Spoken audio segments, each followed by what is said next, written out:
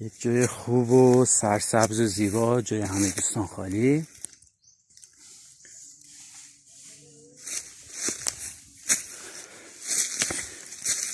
اومدیم تو مسیر دوتا چشم که اومدیم دوتا چشم دیگه پیدا کردیم. خیلی زیباست. حالا از این زاویه این جوغن ها میبینید که از زیر کار ادامه داره. هوای خنکی از پایین میاد. مشخصه که یک حالت تونل مانند و غار مانندی این پایینه. در اون قسمت هم همچین شرایطی داریم.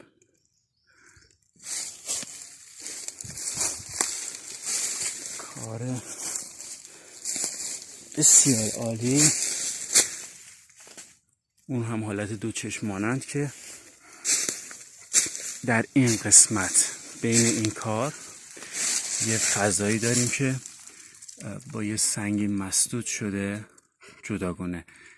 جنس این دوتا صخره با جنس صخره‌ای که وسط هستش متفاوته و نگاه کنید چینش هم میبینید.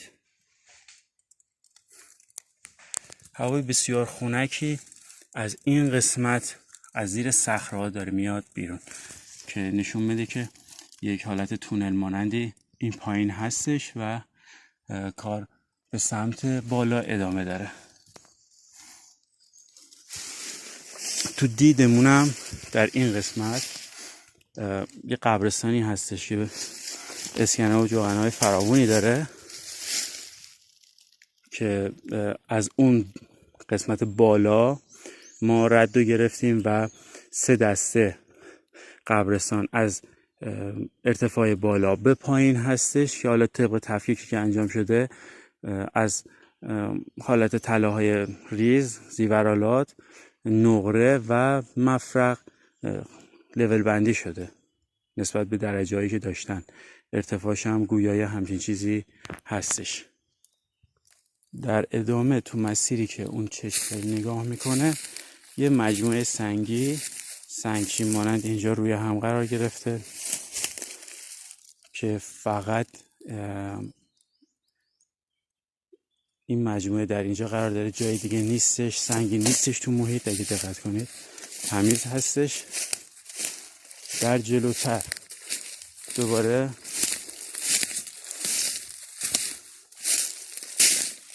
آثار رو داریم، جوغن‌ها رو داریم، اسکنه ها رو داریم که دو تا جوغن که به صورت چشم صخره است. همیشه تاکید بر قبرستان بوده. شک نکنید تو نزدیکیش حداقل تو 100 متری، 150 متری، 50 متری قبرستان قرار داره.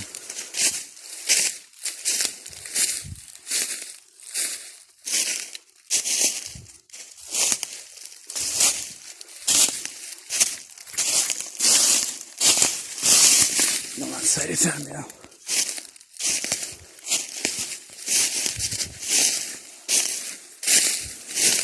تو مسیر باز کارها رو بهتون نشون میدم.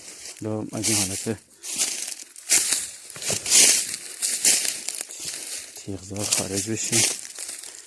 دوباره چند تا کار دیگه در همون مسیر. یک نمونه کاسه تراشیده شده تو دیواره که در این قسمت 100% تطویلش قرار داره. یک کار دوباره در بین این دو سنگ قرار داره و این جوغن تایید کننده این کار هستش. در بالای این سنگ هم دوباره کاسه سنگ قرار داره و در کنارش چینشی که وجود داره تایید کننده وجود قبره که دوباره این کاسه در دید دوربین تایید کننده کار هستش. متراژی که گرفته شده 2.5 تا 3 متر. این قسمت نقره زده. پایینی که بودیم مفرق بود. الان باز قسمت بالاتر میریم.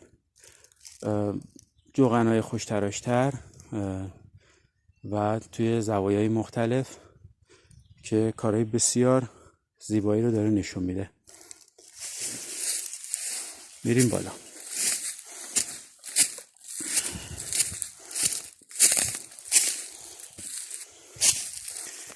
دوباره در ادامه کار، جایی که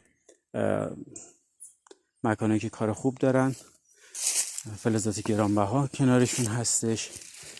در مسیر دید باز چشم جهانبین، جوغن‌های مثلثی که به هم نگاه میکنن، این کاسه سنگ، در مقابلش